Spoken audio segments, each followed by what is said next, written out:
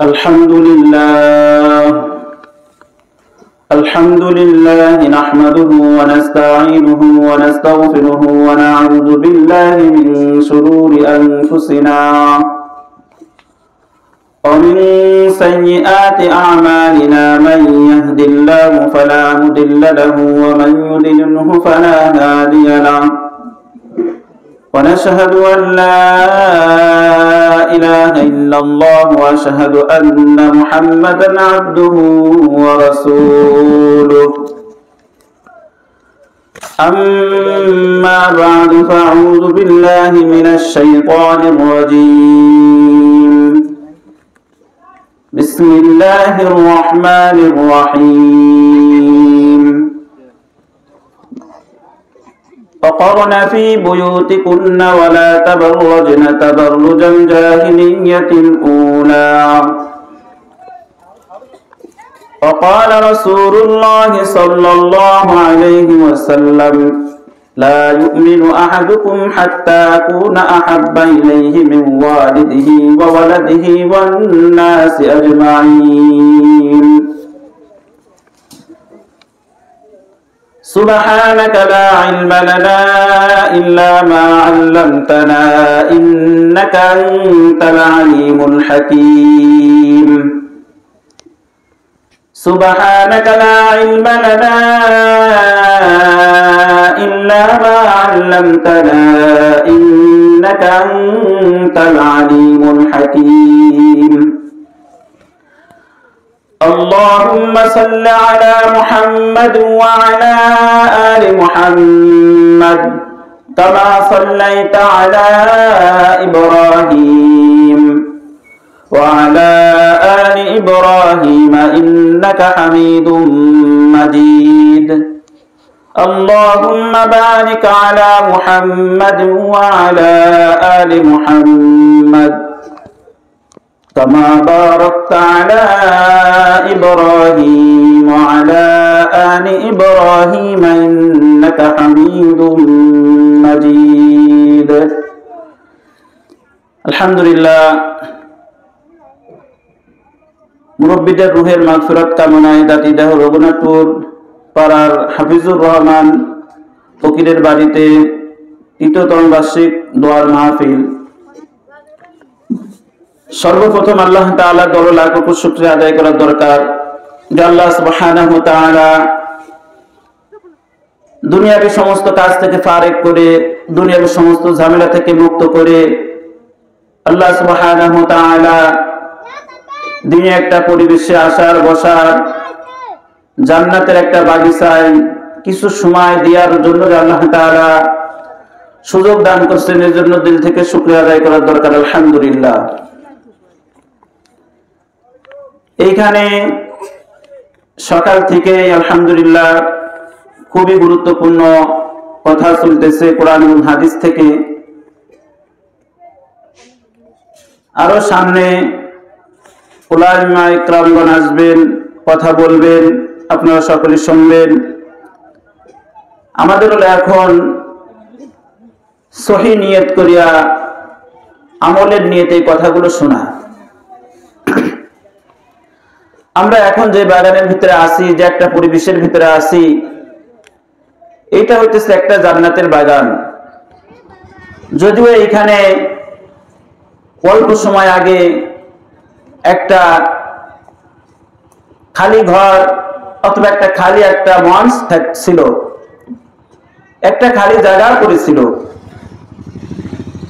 হুজুর পাক সাল্লাল্লাহু আলাইহি ওয়াসাল্লাম বলেন, রাসূলের হাদিস মোতাবেক দেখা যায় এখন এই বাগানটা, এই জান্নাতের এই খালি জায়গাটা এখন জান্নাতের বাগানে পরিণত হয়েছে। এইটা যে একটা জান্নাতের বাগান, হুজুর পাক সাল্লাল্লাহু আলাইহি ওয়াসাল্লাম হাদিসের ভিতরে বলেন, লা ইয়াকুদু কওমুন ইয়াযকুরুনাল্লাহ আযজা ওয়া জাল ইল্লা হাফাতুহুমুল মালাইকা ওয়া গাশিয়াতুহুমুর রাহমাহ ওয়া নাযালাত আলাইহিমুস সাকিনাহ ওয়া যাকারাহুমুল্লাহু ফী মান ইনদাহু। হুজুর পাক সাল্লাল্লাহু আলাইহি ওয়াসাল্লাম বলেন, দুনিয়ার ভিতরে যখন কোন মানুষ একত্রিত হয়, লা ইয়াকুদু কওমুন ইয়াযকুরুনাল্লাহ, আল্লাহ তাআলার কথা বলার জন্য, আল্লাহ তাআলার বরকতের কথা বলার জন্য, ইল্লা আযজা ওয়া জাল, আল্লাহ তাআলার কথা, আল্লাহ তাআলার বরকতের কথা বলার জন্য হুজুর পাক সাল্লাল্লাহু আলাইহি ওয়াসাল্লাম বলেন, লা ইয়াকুদু কওমুন ইয়াযকুরুনাল্লাহ আযজা ওয়া জাল ইল্লা হাফাতুহুমুল মালায়েকা। হুজুর পাক সাল্লাল্লাহু আলাইহি ওয়াসাল্লাম বলেন, ওইখানে আল্লাহ তাআলা রহমতের ফেরেশতা নাযিল করতে থাকে। ওয়াশিয়াতুহুমুর রাহমা, হুজুর পাক সাল্লাল্লাহু আলাইহি ওয়াসাল্লাম বলেন, ওইখানে আল্লাহ তাআলা রহমতের বৃষ্টি নাযিল করতে থাকে। হুজুর পাক সাল্লাল্লাহু আলাইহি ওয়াসাল্লাম বলেন, ওয়া যাকারাহুমুল্লাহু ফী মান ইনদাহু, যেমন আমরা একে অপরকে, একজন আলোচনা করতেছে বাকি সবাই আলোচনা শুনে, হুজুর পাক সাল্লাল্লাহু আলাইহি ওয়াসাল্লাম বলেন, ওয়া যাকারাহুমুল্লাহ, আল্লাহ তাআলা আলোচনা করেন ফী মান ইনদাহু, আল্লাহ তাআলার নিকটবর্তী যে সমস্ত ফেরেশতারা আছে তাদের নিকট আমাদের কথা আল্লাহ তাআলা স্বয়ং নিজে আলোচনা করতে থাকি। সুবহানাল্লাহ। তাহলে কত সুন্দর কথা। আমরা এখন যারা এখানে বসা আছি জান্নাতের বাগানে, এইটাতে জান্নাতের বাগানের ভিতরে কোনো সন্দেহ নাই। আর আমরাও যেরকম ভাবে আল্লাহ তাআলার বরকতের কথা আলোচনা করিতেছি, আমাদের কথাও আল্লাহ সুবহানাহু ওয়া তাআলা নিকটতম যে সমস্ত ফেরেশতারা আছে আল্লাহ তাআলা তাদের সাথে আমাদের এই কথাও আলোচনা করতেছে। এই মজলিস এমন একটা মজলিস, হুজুর পাক সাল্লাল্লাহু আলাইহি ওয়াসাল্লাম বলেন, যখন আমরা জ্যোৎস্না রাত্রে আমরা দেখতে পাই, দুনিয়াতে থাকাকালীন যখন আমরা দেখে আসমানের দিক তাকাই, হাজারো কোটি তারকা ঝলমল করে জ্বলতে থাকতেছে। আমরা অন্ধকারেও যেরকম ভাবে আসমানের তারকাগুলো দেখতে পাই, ঠিক এরকম ভাবে হুজুর পাক সাল্লাল্লাহু আলাইহি ওয়াসাল্লাম বলেন যে আসমানওয়ালারাও যারা আছে দুনিয়ার ভিতর যখন আল্লাহ তাআলার এই বরকতের কথা যখন মজলিস হয়, জমা হয়, তখন আল্লাহ তাআলা ফেরেশতারা যারা আছে তারাও এরকম ভাবে তারকার মতো আমাদের এই মজলিসটাকে ঝলমল করতেছে, তারা এরকম ভাবে দেখতে পায়। তাহলে এই মজলিসের অনেক গুরুত্বপূর্ণ, অনেক দামি মজলিস, অনেক দামি মজলিস। এর জন্য এই মাহফিলে সকাল থেকেই মা বোনদের জন্য কিছু সময় রাখা হয়েছে। এখন আপনারা যারা এলাকার ভিতরে আছেন, বিভিন্ন কাজের ভিতর লিপ্ত আছেন, আমি আপনাদের প্রতি আহ্বান জানাই, আপনারা অতি দ্রুত মজলিসের ভিতরে আসে বসে যান। তো যে কথা বলতেছিলাম, তা আল্লাহ সুবহানাহু ওয়া তাআলা এমন একটা মজলিসের ভিতরে আল্লাহ তাআলা আমাদেরকে আনছেন বলে এই মজলিসটা আল্লাহ তাআলার কাছে অনেক দামি মজলিস। বলে আমাদের কাছে যদি এটা মজলিসের দাম না হয়, কিন্তু আল্লাহ তাআলার কাছে এই মজলিসটা অনেক দামি। কেমন রকম দামি? আল্লাহ তাআলা রাসূল জনাবে রাসূলুল্লাহ সাল্লাল্লাহু আলাইহি ওয়াসাল্লাম বলেন, তোমরা দুনিয়ার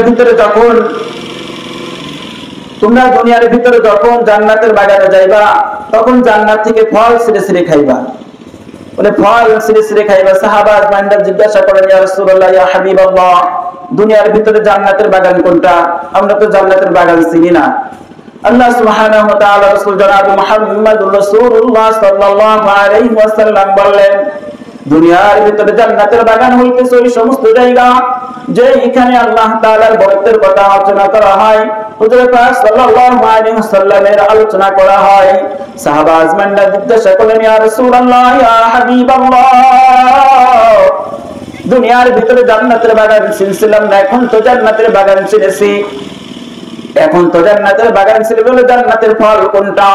হুজুর পাক সাল্লাল্লাহু আলাইহি ওয়াসাল্লাম বলেন, শোনো সাহাবারা, দুনিয়ার ভিতরে জান্নাতের বাগান হইতেছে এখানে আল্লাহ তাআলার বরকতের কথা আলোচনা করা হয়। আর দুনিয়ার ভিতরে যখন জান্নাতের বাগানে যাইবা, তখন জান্নাত থেকে ফল ছিঁড়ে খাওয়ার অর্থ হলো জনাবে রাসূলুল্লাহ সাল্লাল্লাহু আলাইহি ওয়াসাল্লাম বলেন, যখন জান্নাতের বাগানে বসিয়া যাবা তখন বলবা সুবহানাল্লাহ ওয়ালহামদুলিল্লাহ ওয়া লা ইলাহা ইল্লাল্লাহ ওয়াল্লাহু আকবার। মেরে ভাই দোস্ত বুঝো, বলে এইটা হইতেছে জান্নাতের বাগানে বসিয়া জান্নাতের ফল খাওয়া। আমরা যে সমস্ত মা বোনেরা এখন মঞ্চের ভিতরে অভ্যস্ত আছি যারা এখনো এসে বসছি, বলে ভাই বলে এই বসা কত আমলে পরিণত হয়েছে। হুজুর পাক সাল্লাল্লাহু আলাইহি ওয়াসাল্লাম বলেন, যদি কোনো মানুষ ভালো কাজের নিয়ত করে বাড়ি থেকে বের হবে, বলে আজকে হাফিজুর মোল্লার বাড়িতে একটা ওয়াজ মাহফিল হবে, বলে যে কেউ যদি নিয়ত করে আমি ওই মাহফিলে যাইব, রাসূল পাক সাল্লাল্লাহু আলাইহি ওয়াসাল্লাম বলেন যখন বাড়ি থেকে বের হবে, বাড়ি থেকে বের হওয়ার সঙ্গে সঙ্গে আর নিয়ত করার সঙ্গে সঙ্গে আল্লাহ তাআলা তার আমলনামায় নফল ইবাদত করার সওয়াব দান করবে। সুবহানাল্লাহ। বলে আমরা যারা বাড়ি থেকে বের হয়েছি, বলে এক কদম উঠাইছে আল্লাহ তাআলা একটা করে নেকি দান করেছে, আর যখন আরেক কদম উঠাইছে আল্লাহ তাআলা একটা করে গুনাহ মাফ করিয়া দিয়েছে। একটা করে গুনাহ মাফ করেন আর একটা করে নেকি দান করেন। এরকম ভাবে হাঁটতে হাঁটতে যখন মজলিসের ভিতরে আসিয়া বসিয়ে যায়, ফেরেশতারা জিজ্ঞাসা করেন, ইয়া রাব্বুল আলামিন, আপনার এই বান্দা তো এখন আর চলাফেরা করে না, এখন কি করব? আল্লাহ সুবহানাহু ওয়া তাআলা বলেন, যখন মজলিসের ভিতরে বসিয়া গেছে, বলে একটা করে শ্বাস যখন নেবে, নিঃশ্বাস নেবে, একটা করে গুনাহ মাফ করিয়া দিবা, আর যখন একটা করে শ্বাস ছাড়বে তখন একটা করে গুনাহ মাফ করিয়া দিবা, আর একটা করে নেকি দান করবা। সুবহানাল্লাহ। বলে আমরা হাঁটা অবস্থায় নেকি কাজ করতেছিলাম, নেকি পাইছি, এখন এসে বসিয়া গেছি, বলে এখন আল্লাহ তাআলা এক একটা শ্বাসের কারণে একটা করে নিঃশ্বাসের কারণে একটা করে নেকি দান করিতেছে, আর একটা করে সওয়াব আল্লাহ তাআলা দান করতেছে, একটা করে গুনাহ মাফ করে দিতেছে। বলে মজলিস হইতেছে আল্লাহ তাআলার কাছে বহুত বড় দামি মজলিস, বহুত বড় দামি মজলিস। বলে ভাই আমরা যারা এখনো আসে বসিয়া গেছি, বলে বসে এরকম ভাবে নিয়তকে সহি রেখে আমলের নিয়তে শুনে আমি তো আমল করব, আমার অন্য সাথীরা যারা আসতে পারে নাই, মা বোনরা যারা বিভিন্ন কাজের কারণে আসতে পারে নাই, বলে তাদের এই কথাগুলো তাদের কাছে শোনানোর নিয়তে, আমলের নিয়তে, পৌঁছানোর নিয়তে শুনতে হবে। বলে আমরা যারা মজলিসের ভিতরে আসে গেছি, বলে আমরা অনেক দামি একটা মজলিসের ভিতরে আসছি। মা বোনেরা আপনারা যারা মজলিসে এসে বসে গেছেন, বলে এটা কখনো ভাববেন না যে আমার শরীরে জোর আছে, হাঁটার জোর আছে, এই জন্য আমরা মজলিসে আসতে পারিছি। বলে ভাই দোস্ত বুজুর্গ, বলে আমি তো মজলিসে আসি নাই, আল্লাহ তাআলা আমাকে মজলিসে আনছেন বিধায় আমরা এই মজলিসের ভিতরে এসে বলছি। বলে এটা না হতো যদি যার যার শক্তি জোরে আসতে পারতাম, বলে এলাকার সমস্ত মহিলা আসিয়া এখানে বসিয়া যাইতো, বলে এত অল্প জায়গার ভিতরে জায়গা দেওয়াও সম্ভব হইতো না। বলে আল্লাহ তাআলা আমাদেরকে আনছেন, এই জন্য আমরা এই মজলিসে এসে বসতে পারছি, এই জন্য আমরা এই মজলিসে এসে বসতে পারছি। আর এই কিছু কথা শোনার মতো আল্লাহ তাআলা তৌফিক দান করছে। এই জন্য আমরা যারা যখন মজলিসের দিকে আসতে থাকবো, আমার সাথী সঙ্গী যারা আছে, এক বাড়ির ভিতরে তো অনেক মানুষ থাকে, এক বাড়ির ভিতরে অনেক মানুষ থাকে, যখন আমি মজলিসের দিকে আসবো আর একজনের ডাকি আনবো যে আপা চলেন, কিংবা চলো মন্দির যাই, কিছু দিনের কথা শুনে আসি, সারা জীবন তো কাজ কাম করলাম, একটু কথা শুনে আসি যাতে আমাদের উপকার হয়। এর জন্য আল্লাহ তাআলা আমাদেরকে যে গুরুত্বপূর্ণ একটা সময় যে দুনিয়ার ভিতরে পাঠাইছে, বলে এমন একটা সময় আসবে মা বোনেরা আমরা আবার এই দুনিয়া থেকে চলে যাব। আমরা কিন্তু এমন একটা সময় আসবে এই দুনিয়া থেকে আমরা আবার চলে যাইব। বলে আল্লাহ তাআলা আমাকে আপনাকে দুনিয়ার ভিতরে পাঠাইছে আল্লাহ তাআলার ইবাদত বندگی করার জন্য, ইবাদত বندگی করার জন্য আল্লাহ তাআলা আমাদেরকে দুনিয়ার ভিতরে পাঠাইছে। আল্লাহ তাআলা বলতেছেন, ওমা খালাকাতুল জিন্না ওয়াল ইনসা ইল্লা লিয়াবুদুন, মানুষ এবং জিন জাতিকে আল্লাহ তাআলা আমাকে আপনাকে দুনিয়ার ভিতরে পাঠানোর উদ্দেশ্য হলো আল্লাহ তাআলার ইবাদত বندگی করার জন্য। কিন্তু আল্লাহ তাআলা দুনিয়ার ভিতরে পাঠানোর পর আল্লাহ তাআলার যে নিজাম গুলো ছিল, যে হুকুম গুলো ছিল, সেটা আমরা অপেক্ষা করতেছি, মানতেছি না। আমরা দুনিয়ার ভিতরে দুনিয়ার সামান্যতম নাজ নিয়ামত দেখিয়া, দুনিয়ার একটু চাকচিক্য দেখিয়া আমরা আল্লাহ তাআলার এই বরকতের কথা ভুলে গেছি। ভুলে যাওয়ার কারণে আমাদের আমল শেষ হয়ে যাইতেছে, আমরা নিজেরাই গুনার ভিতরে পড়ে যাইতেছি। এই জন্য মেরে ভাই দোস্ত বুজুর্গ মা বোনেরা, আপনারা যারা এখানে আসেন, বলে আসিয়ার দিনের কথা এমন ভাবে শুনবেন যে আমলের নিয়তে শুনবো, অন্যের কাছে পৌঁছানোর নিয়তে শুনবো। আল্লাহ তাআলা যদি বলেন ওমা খালাকাতুল জিন্না ওয়াল ইনসা ইল্লা লিয়াবুদুন, মানুষ এবং জিন জাতিকে আল্লাহ তাআলা আল্লাহর ইবাদত করার জন্য সৃষ্টি করেছে।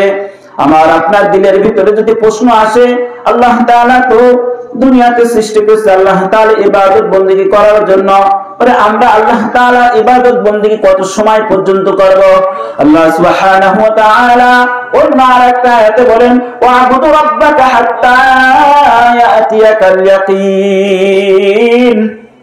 দুনিয়াতে যত সময় পর্যন্ত থাকবা শুধুমাত্র আল্লাহ তাআলার ইবাদত করার জন্যই থাকবা। দুনিয়ার ভিতরে বেঁচে থাকাকালীন ভিতরে যত সময় পর্যন্ত জান থাকবে, শ্বাস থাকবে, নিঃশ্বাস থাকবে, এত সময় পর্যন্ত আল্লাহ তাআলার ইবাদত করো, আল্লাহ তাআলার হুকুম। প্রশ্ন যদি হয় কত সময় পর্যন্ত আল্লাহ তাআলার ইবাদত করব, আল্লাহ তাআলা বলতেছেন ওয়া'বুদ রাব্বাকা হাত্তা ইয়াতিয়াকাল ইয়াকিন।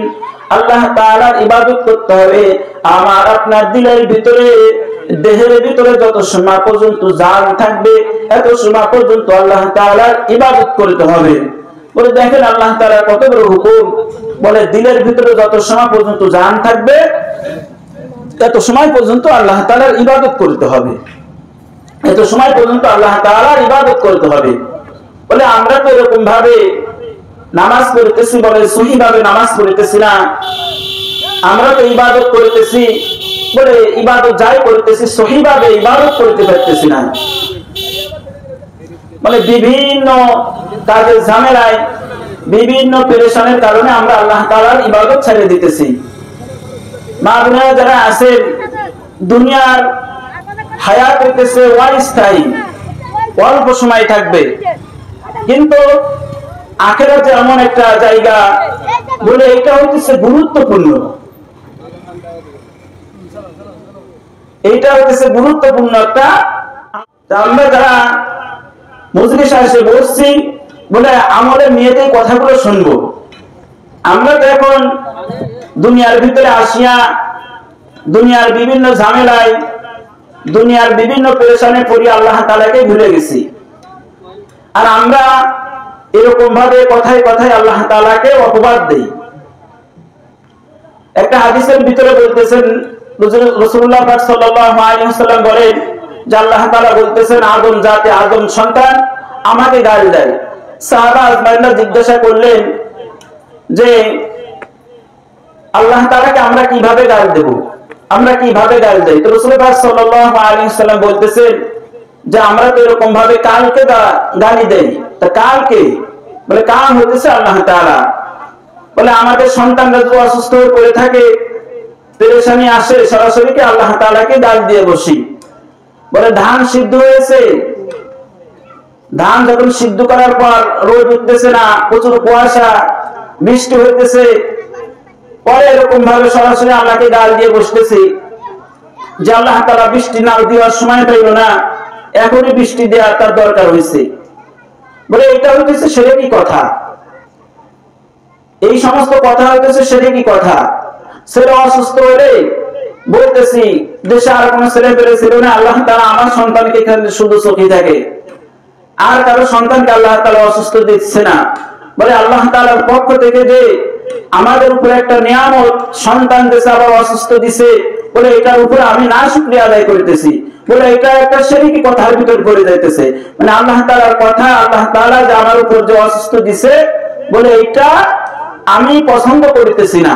বলে আল্লাহ তাআলার দেওয়ার জিনিস আমি পছন্দ করতেছি না। বলে স্বামী যদি অসুস্থ থাকে, বলে সংসারে যদি অভাব চলে আসে, বলে বিভিন্ন কটুক্ত ভাষায় স্বামীকে গাল দেওয়া হয়, উঠতে বসতে সব সময় স্বামীকে গাল দেওয়া হয় যে গোলামের অবস্থা সংসারে আসে, কোনোদিন শান্তি পাইলাম না। মেরে ভাই, দোস্ত, বুজুর্গ, মা বোনেরা যারা আছেন, বলে এই কথা উঠতে বসতে মা বোনেরা বেশি বলে যে আমাদের সংসারে আসে একদম শান্তি পাইলাম না, জীবনে একদম ঝালাফালা হয়ে গেল, জীবনে কোনো শান্তি পেলাম না, না খাইয়ে শান্তি পেলাম, না শুয়ে শান্তি পেলাম, না ঘুমায় শান্তি পাইলাম। বলে প্রত্যেকটা কাজের ভিতরে আল্লাহ তাআলার না শুকরিয়া আদায় করা, বলে প্রত্যেকটা কাজের ভিতরে আল্লাহ তাআলার না শুকরিয়া আদায় করা। মা বোনেরা যারা আছেন একটু খেয়াল করে শোনেন। বলে আমরা যে পরিস্থিতির ভিতরে আছি, আমরা যে সংসারের ভিতরে আছি, বলে এই সংসারটার দিক তাকান। আর যে সমস্ত মা বোনেরা ভিক্ষা করিতেছে রাস্তায়, এরকম ভাবে উঠতে বসতে এরকম রেল স্টেশনে থাকতেছে, তাদের কি হালত? মানে ওই দিকে তাকায়া আমরা তো অনেক সুখে আছি, এই দিকে ফিকির করে আল্লাহ তাআলার দরবারে শুকরিয়া আদায় করা। যদি এতটুকু যদি আমরা শুকরিয়া আদায় না করি, পরে আল্লাহ তাআলা আমাদের যে নিয়ামতগুলো আছে, বলে এই নিয়ামত আল্লাহ তাআলা ছিনায় নেবে। ইমাম মালিক রাহমাতুল্লাহি আলাইহি একটা কথা আমি আপনাদেরকে শোনাই, মা বোনেরা যারা আছেন, ইমাম মালিক রাহমাতুল্লাহি আলাইহি এরকম ভাবে যখন বিবাহ শাদী করেছিলেন, উনি বলতেছিলেন, উনি যে মেয়েকে বিবাহ করেছিলেন, একটু খেয়াল করে শুনি মা বোনেরা, যে মেয়েকে বিবাহ করেছিলেন, বলে উনি বিবাহ করার পর যখন ঘরের ভিতরে নিয়ে গেছে, ইমাম মালিক রাহমাতুল্লাহি আলাইহির স্ত্রী বলতেছেন, আমি এই ঘরের ভিতরে থাকবো না। তো ইমাম মালিক রাহমাতুল্লাহি আলাইহি জিজ্ঞাসা করতেছিলেন যে বিবি তুমি এই ঘরে থাকবা না কেন? তখন উনি বলতেছিলেন, এই মেয়ে বলতেছিলেন যে যে ঘরের ভিতরে উহা শব্দ নাই, ওই ঘরের ভিতরে আমি থাকবো না। ইমাম মালিক রাহমাতুল্লাহি আলাইহি কি করলেন, তার এই হাতটা উঁচু করে বগল দেখাইলেন। যখন দেখলেন যে তার বগলের ভিতরে অনেক বড় একটা গার অথবা বাঁধি বলা হয়, এমন ভাবে উঠছে যে পাইকে সাদা হয়ে গেছে। তো ইমাম মালিক রাহমাতুল্লাহি আলাইহির স্ত্রী বলতেছেন, আরে এই ঘরেই তো আমি থাকবো, যে ঘরের ভিতরে উহা শব্দ থাকা শব্দ কোনো শব্দ নাই, এত কষ্টের ভিতরেও আল্লাহ তাআলার শুকরিয়া আদায় করিতেছে, উহা ব্যথা এরকম কোনো শব্দ নাই, এই ঘরে তো আল্লাহ তাআলার রহমত বেশি। এই জন্য মা বোনেরা আজ যেখানে যে সংসারে আছে, বলে ওই সংসার আপনার জন্য খোদ নসিব, ওই সংসারই আপনার জন্য আল্লাহ তাআলা কামিয়াবি রাখছেন। এই জন্য তো আল্লাহ তাআলা ওই সংসারের ভিতরে আপনার রাখছেন। দুনিয়ার ভিতরে তো এরকম ভাবে হইতেছে যে স্বামী অবাধ্য করতে করতে এরকম ভাবে বেপরদার ভিতরে চলতেছি। একটু খেয়াল করে শুনেন, আল্লাহ তাআলা বলতেছেন, আকারনা ফি বুয়ুতিকুন্না ওয়ালা তাবাররাজনা তাবাররুজান জাহিলিয়াতিল উলা। আল্লাহ তাআলা বলতেছেন, তোমরা জাহিলিয়াতের যুগের মতো বেপরদা হয়ে ঘর থেকে বাহির হইও না। জাহিলিয়াতের মতো তোমরা বেপরদা হয়ে ঘর থেকে বাহির হইও না। মেরে মা বোনেরা যারা আছেন, একটু খেয়াল করে শুনি, আয়ামে জাহিলিয়াতের যুগে যারা ছিলেন, হুজুর পাক সাল্লাল্লাহু আলাইহি ওয়াসাল্লাম আসার আগে যে একটা জামানা ছিল, এই জামানার কথা উদ্দেশ্য করে আল্লাহ তাআলা বলতেছেন, ওই যুগের মতো তোমরা, আয়ামে জাহিলিয়াতের যুগের মতো তোমরা রাস্তায় বের হইও না। তাহলে দেখেন ওই জামানাটা কত খারাপ ছিল, ওই জামানাটা কত খারাপ ছিল যে আল্লাহ তাআলা নিষেধ করতেছে। দেখা যাইতেছে এখন তো আমরা ওই জামানার দোষ দিতেছি, তারা মনে অবশ্যই মহিলারা অনেক খারাপ ছিল। আমরা যারা মহিলা আছি তারাও বলতেছে যে রাসূলের জামানার আগে মহিলারা কতই খারাপ ছিল, যাদের কথা আল্লাহ তাআলা কোরআনে বলতেছে। দেখেন তাদের দোষ দিতেছি, কিন্তু আমাদের কি হালত? আমরাও তো এরকম ভাবে রাস্তার ভিতরে যখন বের হইতেছি, বেপরদা হয়ে বের হইতেছি, এমন ভাবে বেপরদা হয়ে বের হইতেছি যে দুনিয়াবি সমস্ত মানুষ আমার দিকে তাকাইতেছে। হাদিস শরীফের ভিতরে আসছে, যখন মানুষ যদি কোনো গুনাহ না থাকে, মানুষ যখন বাহির হবে, বলে বাহির হওয়ার সঙ্গে সঙ্গে সে আমল নিয়ে ঘর থেকে বাহির হলো, আর বাহির থেকে যখন ঘরের ভিতরে আসলো, তখন সে হাজার হাজার জিনার গুনাহ নিয়ে সে ঘরের ভিতরে আসলো। আল্লাহ তাআলা রাসূল বলতেছে, যতগুলো বেপরদা মহিলা রাস্তায় বের হইতেছে, পর্দা করতেছিল না, ইগাদিক যত বিটা মানুষ তাকাইবে, ছেলে মানুষ তাকাইবে, বলে তাকানোর কারণে এক একটা করে জিনার গুনাহ লেখা হবে। মা বোনেরা যারা আছেন, একটু ফিকির করেন, দিলটাকে একটু নরম করে একটু চিন্তা করেন যে আপনার কারণে হাজারো মানুষ জাহান্নামের দিকে রওনা হইতেছে। আমি আপনি যদি একটু কষ্ট করে আমার শরীরটাকে একটু হেফাজত করি, আমার শরীরটাকে একটু পর্দায় রেখে যদি বের হয়, তো কতই না বার হবে, আমারও সতীত্ব ঠিক থাকবে।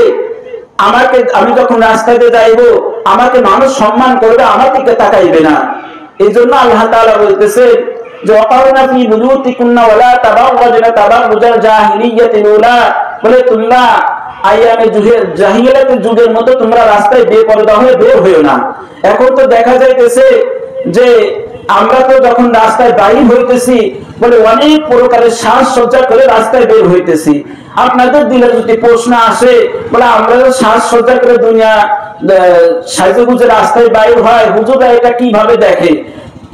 মা বোনদেরকে উদ্দেশ্য করে বলবো, যখন রাস্তায় চলাফেরা করতে হয় তো রাস্তা তো দেখে দেখে হাঁটতে হয়, রাস্তা দেখেই হাঁটতে হয়। যদি রাস্তায় না দেখে হাঁটি, হুজুরদের যদি চোখ বাঁধেই নদী কোনা দিয়ে ছাইড়ে তাহলে তো নদীর ভিতরে যায় সাঁতার কাটবে। এই জন্য রাস্তায় চলতে গেলে এগুলো স্বাভাবিক চোখের সামনে পড়বে। একটা কুকুরও যদি সামনে দিয়ে হাঁটে যায় বলে সেটাও পড়বে, বলে ভালো মানুষ রাস্তা দিয়ে হাঁটে গেলে সেটাও চোখে পড়বে। বলে আমার কি হইতেছে, আমার কারণে আমার নিজের আমল নিজেই ক্ষতি করতেছি। মা বোনেরা যারা আছেন একটু ফিকির করেন। একটা হাদিস আমি আপনাদেরকে শোনাই, পর্দা করা কিরকম ভাবে আমাদের জন্য দরকার, কিরকম দরকার। হুজুর পাক সাল্লাল্লাহু আলাইহি ওয়াসাল্লাম যখন ইন্তেকাল করলেন, একটু ফিকির করে শুনেন মনোযোগ সহকারে। হুজুর পাক সাল্লাল্লাহু আলাইহি ওয়াসাল্লাম যখন ইন্তেকাল করলেন, আয়েশা সিদ্দিকা রাদিয়াল্লাহু তাআলা আনহু, উম্মুল মুমিনিন আমাদের আম্মা জান আয়েশা সিদ্দিকা রাদিয়াল্লাহু তাআলা আনহা, উনি আল্লাহ তাআলা রাসূলের ঘরে তখন ছিলেন। আর হাদিস শরীফের ভিতরে আছে আল্লাহ তাআলা রাসূল যখন ইন্তেকাল করেন তখন আম্মা জানের রানের উপরে মাথা দিয়ে আল্লাহ তাআলা রাসূল ইন্তেকাল করেন। এই কথা যখন হযরত আবু বকর রাদিয়াল্লাহু তাআলা আনহু শুনতে পেলেন যে আল্লাহ তাআলা রাসূল ইন্তেকাল করেছেন, এদিকে ফিকির করেন সবাই একটু মনোযোগ সহকারে। যখন আবু বকর রাদিয়াল্লাহু তাআলা আনহু এই কথা জানলেন যে আল্লাহ তাআলা রাসূল ইন্তেকাল করেছে, তখন পর্দা করা লাগবে কিনা এইটা আমি আপনাদেরকে জানানোর উদ্দেশ্যে হাদিসটা বলতেছি। তখন আল্লাহ তাআলা রাসূলের দেখার জন্য আবু বকর রাদিয়াল্লাহু তাআলা বাহির থেকে জবাব বলতেছিলেন উম্মুল মুমিনিনকে, যে আম্মা জান আবু বকরের মেয়ে তো হযরত আয়েশা রাদিয়াল্লাহু তাআলা আনহা, উনি বলতেছেন আয়েশা আমি কি ঘরের ভিতরে আসব? তখন এই কথা বললেন আল্লাহ তাআলা রাসূলের কাছে যে সমস্ত বিবিগণ ছিলেন, আল্লাহ রাসূল ইন্তেকালের সময় তার সমস্ত বিবিগণ আল্লাহ তাআলা রাসূলের কাছে ছিলেন। আবু বকর যখন এই কথা বললেন, আল্লাহ তাআলা রাসূলের দেখার জন্য আবু বকর রাদিয়াল্লাহু আনহু যখন বললেন যে আমি কি ভিতরে আসতে পারি, তখন ভিতর থেকে জবাব আসলো যে এখন আপনি আসতে পারেন। সাথে সাথে জবাব না দিয়ে তখন বললেন যে এখন আমি আসতে পারেন, এখন আপনি আসতে পারেন। একথা বলার সঙ্গে উদ্দেশ্য হলো যে যখন আবু বকর রাদিয়াল্লাহু তাআলা আনহু আল্লাহ রাসূলের দেখার জন্য আসছিলেন আর আল্লাহ রাসূল যখন ইন্তেকাল করেছেন, তখন সমস্ত বিবিগণ আল্লাহ তাআলা রাসূলের কাছে ছিল। সমস্ত বিবিগণ যখন আলাদা আলাদা হয়ে নিজের শরীরকে ঢাকছেন, পর্দা করছেন, তারপরে উম্মুল মুমিনিন হযরত আয়েশা রাদিয়াল্লাহু তাআলা আনহা তার বাবাকে বলছেন যে এখন আপনি আসতে পারেন। দেখেন আবু বকর রাদিয়াল্লাহু তাআলা আনহুর সামনে আল্লাহ তাআলা রাসূলের অন্যান্য বিবিগণ এরকম ভাবে আবু বকর রাদিয়াল্লাহু তাআলা আনহুর সামনে এরকম ভাবে পর্দা করছে। এদিকে খেয়াল করি অনেক কথার আওয়াজ আসতেছে, অনেক কথার আওয়াজ আসতেছে, একটু ফিকির করে শুনেন।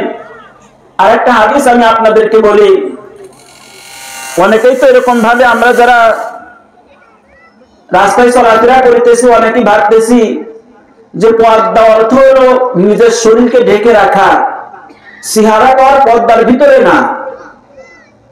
এই জন্য আমরা উপর দিয়ে একটা বোরকা বেশিরভাগ গায়ে দিতেছি আর নিজের চেহারাটাকে অনেক সুন্দর করে সাজায় রাস্তার ভিতরে চলাফেরা করতেছি। এই চেহারা পর্দার ভিতরে কিনা আমি একটা হাদিস আপনাদেরকে শোনাই। একটা হাদিস, হুজুর পাক সাল্লাল্লাহু আলাইহি ওয়াসাল্লাম দুই সাহাবাকে বললেন যে তোমরা একটু পানি নিয়ে আসো। আল্লাহ তাআলা রাসূল যখন পানি আনতে বললেন, আল্লাহ তাআলা রাসূলের দুই সাহাবা পানি নিয়ে যখন আসলেন, আল্লাহ তাআলা রাসূল নিজের হাত ধুলেন আর মুখ মুবারক ধুলেন। আল্লাহ তাআলা রাসূল বললেন যে তোমরা এই পানি পান করো আর এই পানি তোমাদের চেহারা এবং শরীরে ছিটায় নাও। ওই দুই সাহাবা যখন এই কাজ শুরু করলেন, পানি পান করলেন আর চেহারার ভিতরে ছিটায় দিলেন, তখন বাসার ভিতর থেকে আল্লাহ তাআলার রাসূলের এক স্ত্রী বলতেছে যে হে অমুকরা, আল্লাহ তাআলার রাসূলের এই বরকতের পানি আমার তোমাদের আম্মা জানের জন্য একটু রেখো। মা বোনেরা যারা আছেন দেখেন রাসূলের বিবিগণ যারা ছিলেন সাহাবা আজমাইনদের সামনে কিভাবে পর্দা করতেন। মানে পর্দার ভিতরে সিহারা দিয়ে আবরণ ঢেকে রেখে বলতেছে যে তোমাদের আম্মার জন্য একটু পানি, এই বরকতে পানি রেখো। তাহলে সিহারা হইতেছে, এইটা হইতেছে মূল জিনিস। তাহলে দেখা যাইতেছে যে দুনিয়ার ভিতরে চলাফেরা করার সময় অবশ্যই চেহারা শরীরকে এরকম ভাবে পর্দা করে বাহির হইতে হবে। যদি পর্দা করে বাহির না হয় তাহলে সর্বহালাতে আমাদের এই চলাফেরার ভিতরে গুনার কাজ হবে, গুনাহ হবে। এই যে একটু আগে বয়ানের ভিতরে বললো যে দুনিয়ার ভিতরে যখন আল্লাহ তাআলা রাসূল যখন মিরাজে গিয়েছিলেন তখন দেখতেছিলেন যে একদল মানুষ একটা চুলার ভিতরে, যে চুলার মুখ একদম সংকীর্ণ ছোট্ট ছিল, তাহার ভিতরে এরকম ভাবে নারী পুরুষ একসাথে পুরানো হইতেছে, একসাথে পুরানো হইতেছে। বলে এই যে পুরানো হইতেছে, তো পুরানো হওয়ার দ্বারাই বলে আগুন যখন এমন ভাবে জ্বলতে থাকে, আগুন চুলার মুখে যখন আসে, বলে আগুনের তাপে আগুনের এই বাড়িতে কিছু মানুষ, কিছু নারী, কিছু পুরুষ একসাথে চুলার মুখে চলে আসতেছে। আল্লাহ তাআলা রাসূলের কাছে জিজ্ঞাসা করা হলো, বলে এই সমস্ত মানুষ কারা? আল্লাহ তাআলা রাসূল বললেন এই সমস্ত মানুষ হইতেছে দুনিয়ার ভিতরে যারা জিনা ব্যভিচারী করত। বলে এই তারা, আল্লাহ তাআলা তাদেরকে এই শাস্তি দিতেছে। মা বোনেরা যারা আছেন, এই জিনার গুনাহ থেকে আল্লাহ তাআলা আমাদেরকে, আপনাকে সবাইকে হেফাজত করুক। আল্লাহ তাআলা রাসূল যখন মিরাজে গিয়েছিলেন তখন দেখতে পেলেন জাহান্নামের ভিতরে অধিকাংশ জাহান্নামীরা হইতেছে মহিলারা। মানে কেমন ভাবে তাদেরকে এরকম ভাবে আযাব দেওয়া হইতেছে। আল্লাহ তাআলা রাসূল বলেন যে তাদেরকে এই দুই ঠোঁটের ভিতরে এরকম ভাবে, এই দুই ঠোঁটের ভিতরে বর্শি বাঁধাইয়া আর বুকের দুই স্তনের ভিতরে বর্শি বাঁধাইয়া এরকম ভাবে সুতার সাথে তাদেরকে ঝুলায় রেখেছে। তার কারণ হলো এই সমস্ত জিনিস দিয়ে তারা গুনার কাজ বেশি করে, এই জন্য আল্লাহ তাআলা তাদেরকে শাস্তির ভিতরে, জাহান্নামের ভিতরে রেখেছে। আর আল্লাহ তাআলা বলেন যে দুনিয়ার ভিতরে যে আমি মানুষ সৃষ্টি করেছি আমার ইবাদতের জন্য। আজকে আমরা এখানে যারা আসছি মা বোনেরা, একটু ফিকির করে দেখেন, আমার আপনার মতো হাজারো মানুষ দুনিয়া থেকে বিদায় নিয়ে চলে গেছে। তাদেরও যৌবন ছিল, তাদেরও চেহারা ছিল, কিন্তু একদিন তারা মাটি হয়ে গেছে। আজকে আমি ছোট আছি, আমার বয়স এখন 18, আমার বয়স 35, আমার শরীর এখন কত টাইট আছে, কত সুন্দর দেখাইতেছে, কত সুন্দর কথা বলে আমি মানুষকে ভুলাইতেছি, মানুষের সাথে বেপরোয়াভাবে কথা বলতেছি। যুবক যারা আছে তারা মোবাইলের মাধ্যমে কত খারাপ কথা বলতেছি, মানুষকে ভুলাইতেছি, সুন্দর গল্প করতেছি। মা বোনেরা একটু ফিকির করে দেখেন, আমার এই শরীর কিন্তু এরকম টাইট থাকবে না। আমার নানির শরীর একদিন টাইট ছিল, কিন্তু এখন তার চামড়া ঘুষায় গেছে। এমন একটা সময় আসবে অতি সত্বর, এমন একটা সময় আসবে অতি সত্বর আমি ইন্তেকাল করব।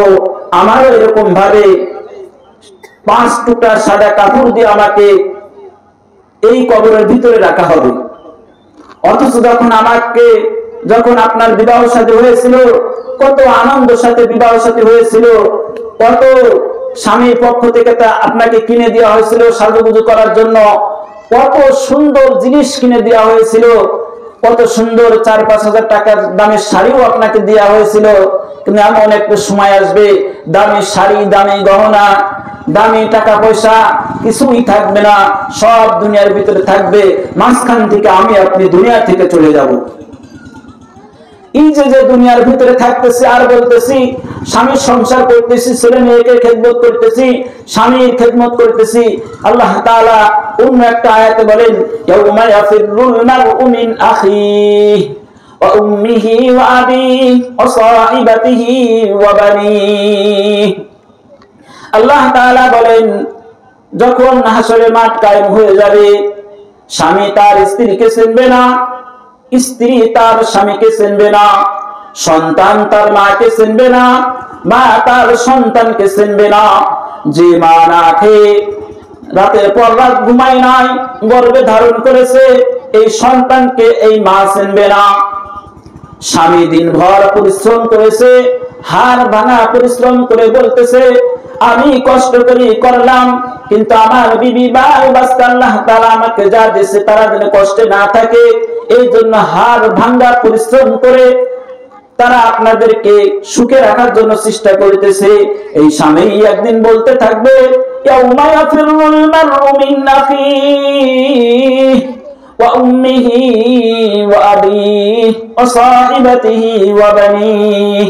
বলে দুনিয়া সব ধ্বংস হয়ে যাবে, স্বামী আমাকে চিনবে না, আপন মা তার সন্তানকে চিনবে না, সন্তান তার আপন মাকেও চিনবে না, সবাই একাকার হবে।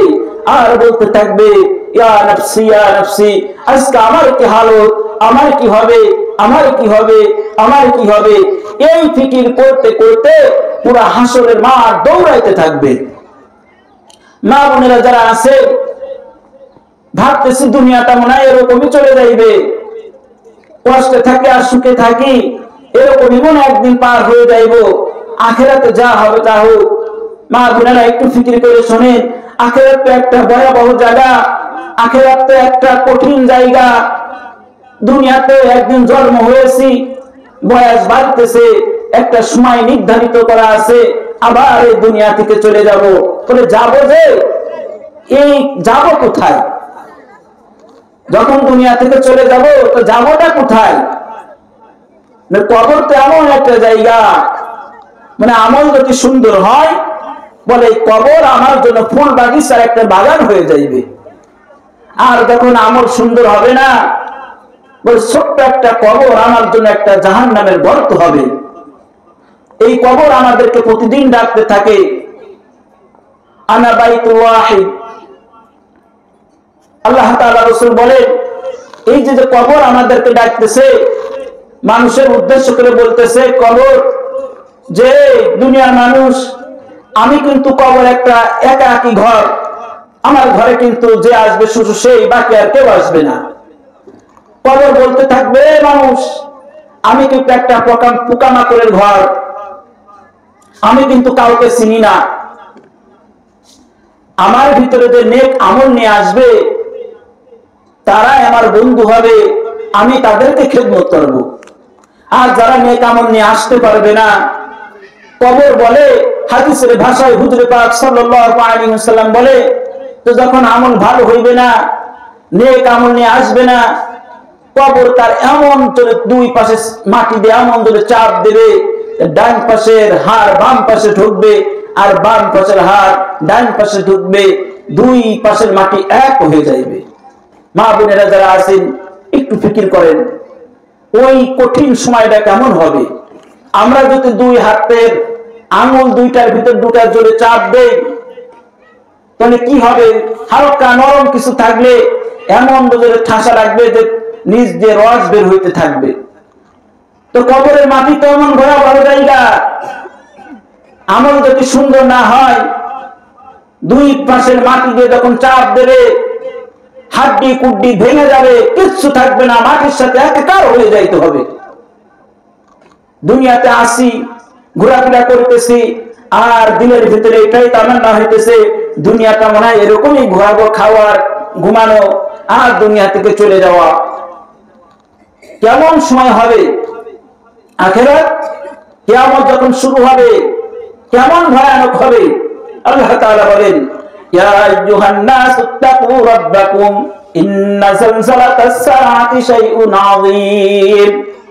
যখন কিয়ামত শুরু হয়ে যাবে, তারকাগুলো ছুটতে থাকবে, পাহাড়গুলো ধুলার মতো উঠতে থাকবে। আল্লাহ তাআলা বলেন, ইয়াউমা তারাউনাহা তাযহারু কুল্লু মুরদিআতিন আম্মা আরদাআত ওয়া তাদাউ কুল্লু যাতি হামলিন হামলাহা ওয়া তারান নাসা সুকারা ওয়া মা হুম বিসুকারা ওয়ালাকিন্না আযাবাল্লাহি শাদীদ। আল্লাহ তাআলা বলেন, ইয়াউমা তারাউনাহা তাযহারু কুল্লু মুরদিআতিন আম্মা আরদাআত ওয়া তাদাউ কুল্লু যাতি হামলিন হামলাহা। তোমরা সেদিন দেখতে পারবা, ইয়াউমা তারাউনাহা, মানুষগুলো ছুটাছুটি করতে থাকবে, দৌড়াদৌড়ি করতে থাকবে। يوم ترونها تذهل كل مرضعة عما أرضعت وتضع كل ذات حمل حملها আল্লাহ তাআলা বলেন তোমরা দুনিয়াতে দেখতে পারবা যখন কিয়ামত শুরু হয়ে যাবে মা বোনেরা যারা আছেন একটু খেয়াল করে শুনেন কথাটা বলি যখন কিয়ামত শুরু হয়ে যাবে হামলিন হামলাহা যে সমস্ত মারা যে সমস্ত বোনেরা গর্ভবতী থাকবে হামলিন হামলাহা কিয়ামতের এই ভয়ঙ্কর দৃশ্য দেখে তাদের সন্তানকে প্রসব করে দেবে হামলিন হামলাহা দুনিয়াতে থাকাকালীন তো একটু ব্যথা হলে ডাক্তারের কাছে দৌড়াইতেছি ডাক্তার আমাদেরকে মা বোনদেরকে এরকম ভাবে সিজার করে বাচ্চাগুলোকে বাহির করতেছে কিন্তু যখন কিয়ামত শুরু হয়ে যাবে হামলিন হামলাহা সন্তানরা তখন প্রসব করে দেবে মা বোনরা তাদের নিজ সন্তানকে প্রসব করে দেবে আল্লাহ তাআলা বলেন ওয়াতারান নাস সুকারা আল্লাহ তাআলা বলেন ওই দিন দেখতে পারবা মানুষ ওয়াতারান নাস সুকারা পাগলের মতো মানুষগুলো দৌড়াইতে থাকবে আল্লাহ তাআলা বলেন ওয়া মা হুম বিসুকারা আল্লাহ তাআলা বলেন না না না তাদেরকে দেখতে মনে হবে পাগল আসলেই তো তারা পাগল না ওয়ালাকিন্না আযাবাল্লাহি শাদীদ আসলে তো তারা পাগল না আল্লাহ তাআলার এই ভয়াবহ আযাব দেখে মানুষ পাগলের মতো দৌড়াইতে থাকবে ভালো মানুষও পাগলের মতো দেখাবে ভালো মানুষকেও পাগল মনে হবে আসলেই তো তারা পাগল না দুনিয়ার ভিতরে যদি মা বোনেরা নেক আমল করে না যাইতে পারি আল্লাহ তাআলা আমাদেরকে কিরকম শাস্তি দেবে মা বোনেরা যা কথা বলতেছি কথা না বলে একটু খেয়াল করে শুনি আল্লাহ তাআলা বলেন হালাকান্নি সুলতানিয়া দুনিয়ার ভিতরে তো অনেক ক্ষমতা ছিল অনেক পাওয়ার ছিল যা মনে চাই তাই করতেছিলাম আল্লাহ তাআলা বলেন হালাকান্নি সুলতানিয়া যখন কিয়ামত হয়ে যাবে কিয়ামতের ময়দানে জাহান্নামীরা বলতে থাকবে হালাকান্নি সুলতানিয়া দুনিয়া তো আমার অনেক ছেলে সন্তান ছিল আমার ছেলে মেম্বার ছিল চেয়ারম্যান ছিল আমার ছেলে মন্ত্রী ছিল দুনিয়াতে কত শক্তি খাটাইছি কত শক্তি দিয়ে শক্তির জোরে কাজ করেছি আল্লাহ তাআলা বলেন হালাকান্নি সুলতানিয়া আজকে তো আমার এই রাজত্ব কোনো কাজে আসে নয় আমাদেরকে তো এই শক্তি আমাদের কোনো কাজে আসে নাই আল্লাহ তাআলা তখন বলতে থাকবে খুযুহু ফাগুল্লু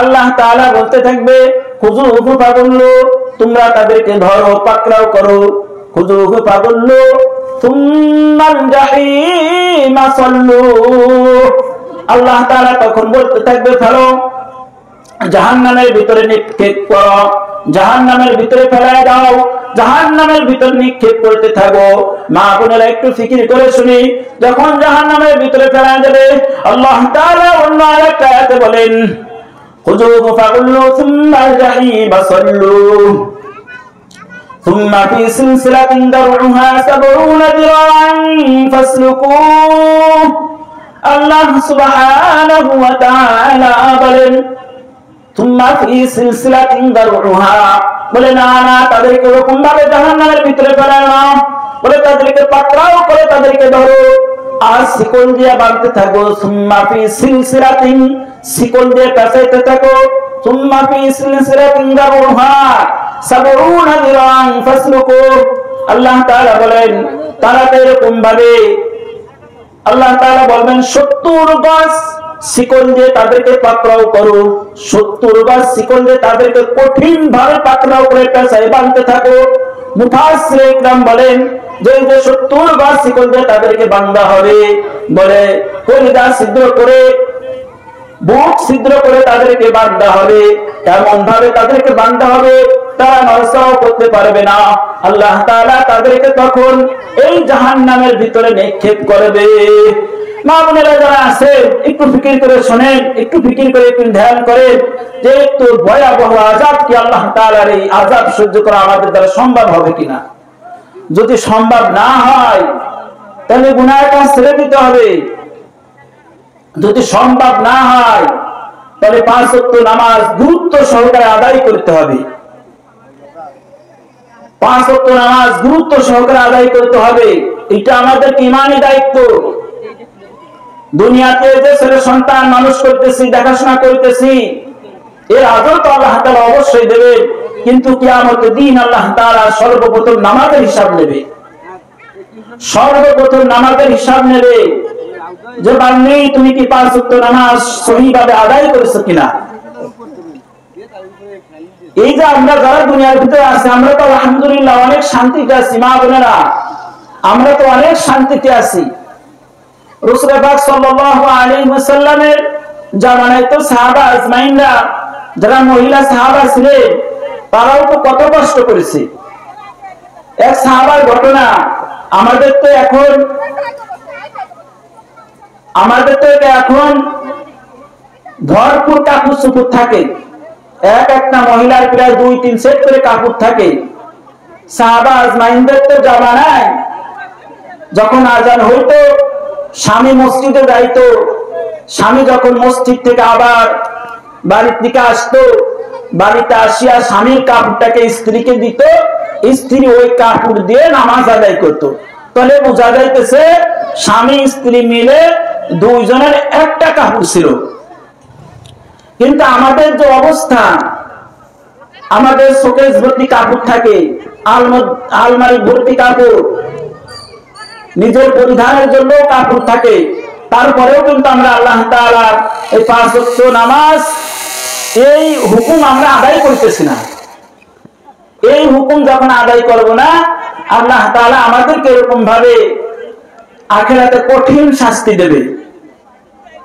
বলে আমরা যারা দুনিয়ার ভিতরে আসি না বোনেরা, তো দুনিয়াতে আসলে এরকম থাকবে না, দুনিয়া একদিন ধ্বংস হয়ে যাবে। আল্লাহ তাআলা বলতেছেন ইদাস সামাউ ফাতাত ওয়া ইদাল কাওয়াকিবু তাসাওয়াত ওয়া ইদাল বিহারু ফুজ্জিরাত ইদা ওয়াকাতিল ওয়াকিআ লাইসা লিওয়াকাতিহা কাযিবা। এই যে আয়াতগুলো আল্লাহ তাআলা বলতেছে, বলে সব আয়াত একদিন আয়াত তো থেকে যাবে, দুনিয়া একদিন শেষ হয়ে যাবে। আল্লাহ তাআলা দুনিয়ার ভিতরে এই আল্লাহ তাআলার ইবাদত করার জন্য, আখিরাতের সামান গুছানোর জন্য আল্লাহ তাআলা আমাদেরকে দুনিয়ার ভিতরে পাঠাইছে। আমাদের আসল ঠিকানা হইতেছে কিন্তু আমরা সকলেই জান্নাতি মানুষ। আমাদের বাপ মা ওনার দুজনে জান্নাতে ছিল, আমাদের ঠিকানাও জান্নাতের ভিতরে, যাবো জান্নাতে। মাঝখানে আল্লাহ তাআলা এই দুনিয়া দেখানোর জন্য, এই দুনিয়ার ভিতরে পাঠানোর জন্য আল্লাহ তাআলা আমাদের বাপ মাকে এরকম ভাবে জান্নাত থেকে আনে দুনিয়ার ভিতরে, এরকম ভাবে দুনিয়ার ভিতরে আনছেন দুনিয়ার নিয়ামত দেখার জন্য। আসলে আমরা যদি দুনিয়ার নিয়ামতের ভিতরে পড়ে থাকি, তাহলে আখিরাতের নিয়ামতটা আমাদের থেকে চলে যাবে, শেষ হয়ে যাবে। এই জন্য দুনিয়ার এই ক্ষণস্থায়ী নিয়ামত থেকে মুখকে ফিরাই নিয়ে আখিরাতের দিকে ধাবিত হওয়া, আখিরাতের দিকে ধাবিত হওয়া। কোন খায় আর বেশি খায়, সর্বহালাতে আল্লাহ তাআলার প্রশংসা আদায় করা। একটা ঘটনা আমি আপনাদেরকে শোনাই, মা বোনেরা একটু ফিকির করে শোনেন।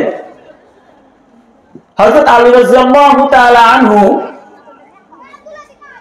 ফাতেমা রাদিয়াল্লাহু তাআলা আনহার ঘরে যখন আগুন জ্বলতেছিল না, 3 দিন পর্যন্ত ঘরে যখন আগুন জ্বলতেছিল না, হাসান হুসাইন রাদিয়াল্লাহু তাআলা আনহু দুজনা এরকম ভাবে খিদের যন্ত্রণায় ছাটাছাটি করতেছিলেন, দাপাইছিলেন।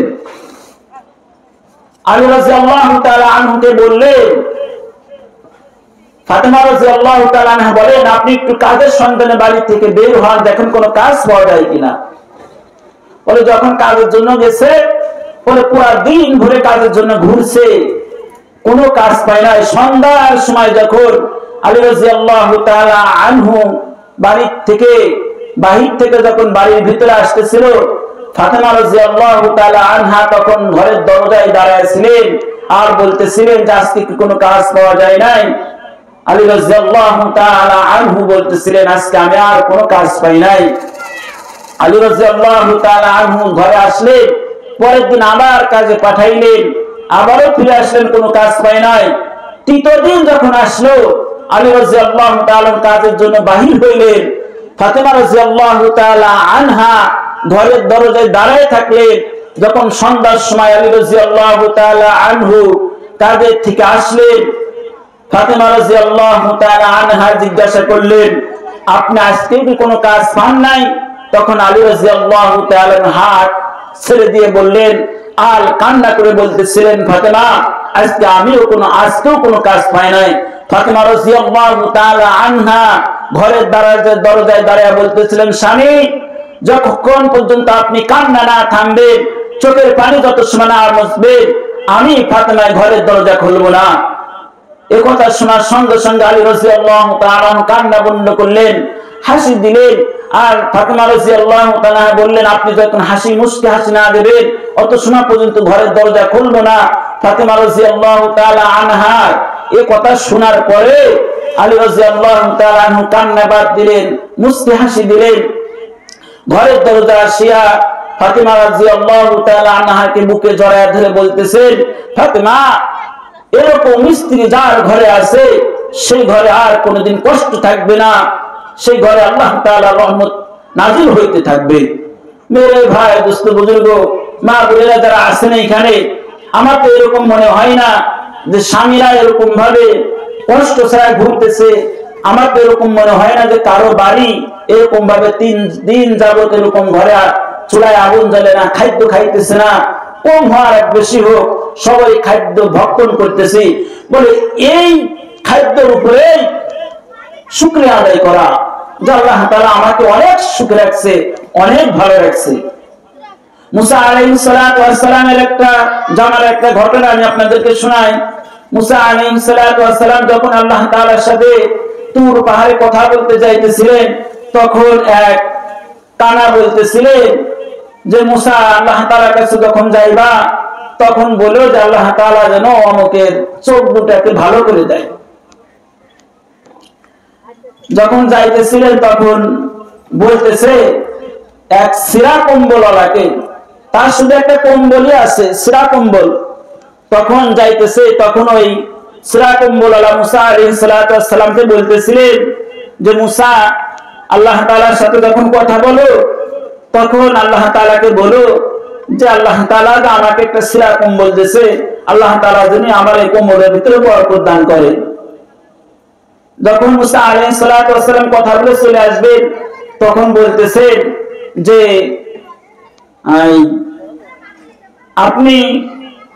আমি আসার সময় এক লোক বলছে তার দুটা চোখ নাই, সেজন্য আল্লাহ তাআলা যেন তার চোখকে ভালো করে দেয়।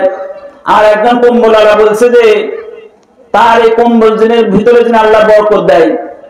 তো মুসা আলাইহিস সালাম যখন বলছেন তা আল্লাহ তাআলা বলতেছেন যার সিরা কম্বল আছে তাকে তুমি বলবা যে সিরা কম্বল পায়ে আল্লাহ তাআলার শুকরিয়া আদায় করার জন্য।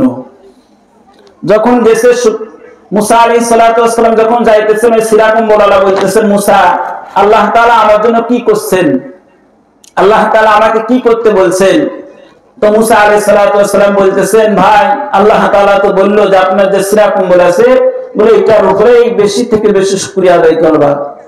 এই কথা শোনার পরে ওই লোকটা বলতেছে আল্লাহ তাআলা তো আমার দেশে একটা সিরা কম্বল, আবার শুকরিয়া আদায় কি করব? এই কথা বলার সঙ্গে সঙ্গে তার কাছে যে একটা সিরা কম্বল ছিল তাও আল্লাহ তাআলা কুদরতি বাতাসে এসে নিয়ে চলে গেছে। এই জন্য মা বোনেরা আমরা যে যেখানেই আছি সর্ব আলাতে শুকরিয়া আদায় করব। আল্লাহ তাআলা যেন যে নিয়ামতের ভিতরে আল্লাহ তাআলা দিয়েছে বলে এটার উপরে শুকরিয়া আদায় করা, আল্লাহ তাআলার সাথে নেমোখামারি না করা। আল্লাহ তাআলার নেমোখারামি করলে আল্লাহ তাআলা এই বরকতগুলো উঠায় নেবে। স্বামীকে বেশি থেকে বেশি খেদমত করা। এখন তো স্বামীকে খেদমত করতেই চাই না মা বোনেরা, কঠিন থেকে বেশি খেদমত করা স্বামীকে এমন ভাবে খেদমত করবো স্বামী আমার জন্য পাগল হয়ে থাকবে। অন্য মেয়ের দিক থেকে তাকানোর তো দূরের কথা, আমার ছাড়া স্বামী কিচ্ছু বুঝবে না, এরকম ভাবে স্বামীর খেদমত করতে হবে। আর স্বামীকে যদি বলি, স্বামী মাঠের থেকে আসলে আর বললো পানি চাইলে, ওইখানে পানি আছে ডালে খাও, পাতিলের ভিতরে ভাত আছে উঠে খাও, কর্কশ ভাষায় যখন কথা বলবো স্বামী আপনার কাছে শান্তি পাইবে না।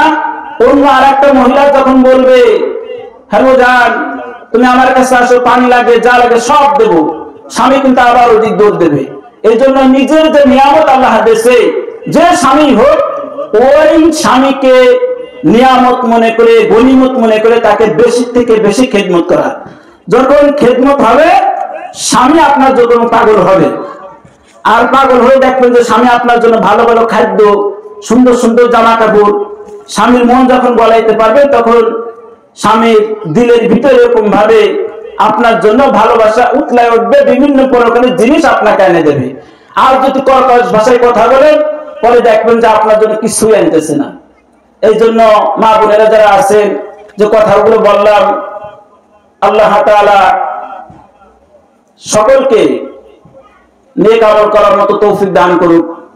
সুবহানাল্লাহি বিহামদিহি, সুবহানাকাল্লাহুম্মা বিহামদিকা, আশহাদু আল্লা ইলাহা ইল্লাল্লাহ, আস্তাগফিরুকা।